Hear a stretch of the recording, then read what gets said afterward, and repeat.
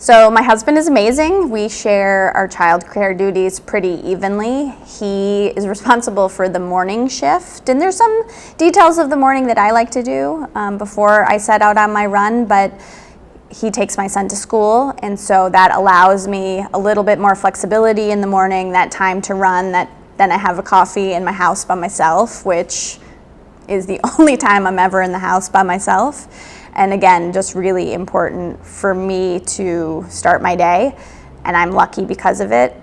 And then I am responsible for picking up my son after school most days, and so that is how we sort of split the responsibilities of a small, active 5-year-old at the moment. And it shifts, like, you know, what may work for the next few months may not necessarily work for the latter few months, and it's just, I think, trying to be really intentional about what one another needs and how you sort of shift and stay flexible to help one another find those times for oneself.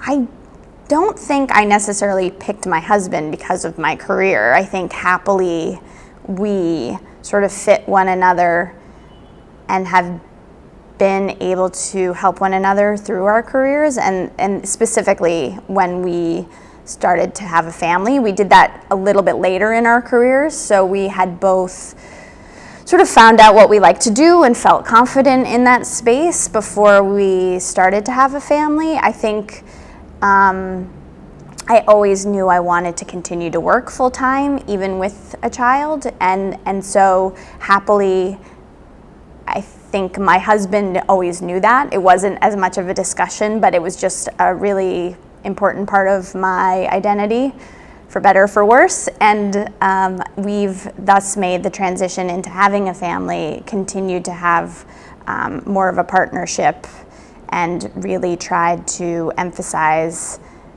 the sharing of responsibilities around our child. That doesn't mean that he remembers to buy toilet paper, that's still with me, but I think when it comes to childcare, we do really try to split things as best as we can.